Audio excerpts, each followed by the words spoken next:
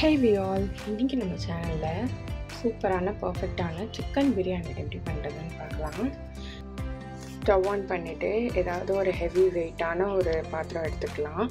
இப்போது கொஞ்சமாக எண்ணெய் சேர்த்துருக்கேன். அது கூடவே ஒரு 4-5 டீஸ்பூன் நெய் சேர்த்துக்கிறேன். எண்ணெய் லைட்டாக சூடானோன்னு 4 ஏலக்காய், 2 பட்டை, ஒரு 4 கிராம்பு சேர்த்துருக்கேன். ஆயிலில் சாட்டே பண்ணிட்டோன்னு வெங்காயம் ஆட் பண்ணிவிட்டு வெங்காயம் நல்லா கோல்டன் ப்ரௌன் கலர் ஆகிற வரைக்கும் இதை நம்ம குக் பண்ண போகிறோம். நான் இன்றைக்கி பெரிய சைஸ் 2 வெங்காயம் எடுத்திருக்கேன். வெங்காயம் சீக்கிரமாக வதங்குறதுக்கு கொஞ்சமாக உப்பு ஆட் பண்ணியிருக்கேன். இப்போ ஆனியன் இந்த அளவுக்கு நல்லா கோல்டன் ப்ரௌன் ஆனதுக்கப்புறம் ஒரு 3 டீஸ்பூன் இஞ்சி பூண்டு பேஸ்ட் ஆட் பண்ணிவிட்டு கைவிடாமல் இதை நல்லா இந்த ரா ஸ்மெல் போகிற வரைக்கும் நல்லா இந்த ஆயிலில் நல்லா ஃப்ரை பண்ணணும். இஞ்சி பூண்டு பேஸ்ட்டோட ரா ஸ்மெல் போனதுக்கப்புறம் ஒரு நல்ல அரோமா வரும்.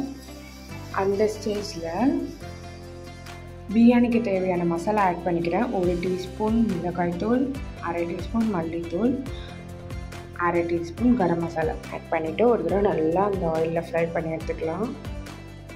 அது கூடவே 2 பெரிய தக்காளியும் 2 பச்சை மிளகாவும் ஆட் பண்ணியிருக்கேன். இப்போ நம்ம ஆட் பண்ணியிருக்க எல்லா இன்க்ரீடியண்ட்டும் ஒன்றோட ஒன்று நல்லா மிக்ஸ் ஆகி வர வரைக்கும் இதை நல்லா குக் பண்ணிக்கலாம். இந்த அளவுக்கு வதங்கினதுக்கப்புறம் இது கூட புதினா கொத்தமல்லி ஆட் பண்ணிவிட்டு இதையும் ஒரு தடவை நல்லா கலந்து விட்டுக்கலாம். 2 டீஸ்பூன் கர்ட் ஆட் பண்ணியிருக்கேன். இதையும் நல்லா ஒரு தடவை நல்லா மிக்ஸ் பண்ணிவிட்டு இப்போ 1/4 கிலோ அளவுக்கு சிக்கன் ஆட் பண்ணிக்கிறேன். ஆட் பண்ணிவிட்டு இதை நல்லா மறுபடியும் மிக்ஸ் பண்ணிக்கலாம். மிக்ஸ் பண்ணிவிட்டு ஒன்றோட ஒன்று எல்லாம் ஒன்றா சேர்ந்து வர வரைக்கும் இதை நல்லா குக் பண்ணிக்கலாம். ஒரு 5 மினிட்ஸ் போல் ஆகிடுச்சு. எல்லாமே ஒன்றோட ஒன்று எண்ணெய் பிரிஞ்சு வந்துருச்சு. இந்த ஸ்டேஜில் நம்ம தண்ணி ஆட் பண்ண போகிறோம். நான் இன்றைக்கி 2 கப் அளவுக்கு அரிசி பாஸ்மதி ரைஸ் எடுத்திருக்கேன். அதுக்கு 4 கப் அளவுக்கு தண்ணி ஆட் பண்ணிக்கிறேன். தண்ணி ஆட் பண்ணதுக்கப்புறம் தண்ணி இந்த மாதிரி பாயில் ஆனதுக்கு அப்புறமாட்டுக்கு தான் நம்ம அரிசி ஆட் பண்ணணும். இல்லைனா சாப்பாடு குழஞ்ச மாதிரி ஆகிடும். நான் இன்றைக்கி பாஸ்மதி ரைஸ் தான் எடுத்திருக்கேன். 1 hour பிஃபோராகவே நான் ஊற வச்சிட்டேன். அரிசி ஆட் பண்ணதுக்கப்புறம் இந்த மாதிரி பபிள்ஸ் வந்ததுக்கப்புறம் மூடி போட்டு ஒரு 5 மினிட்ஸ் குக் பண்ணிக்கலாம் ஹை ஃப்ளேமில். 5 மினிட்ஸ்க்கு அப்புறம் அரிசிலாம் கொஞ்சம் நல்லா பெருசு பெருசாக ஆகிடும். இது இன்னொரு 10 மினிட்ஸ் ஹை ஃப்ளேமில் குக் பண்ணலாம். 10 மினிட்ஸ்க்கு அப்புறம் நல்லாவே தண்ணி வற்றிடுச்சு.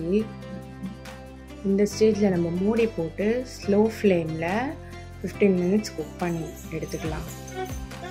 நான் கலருக்காக கொஞ்சமாக கேசரி பவுடர் ஆட் பண்ணேன். வீடியோ எடுக்க மறந்துட்டேன்.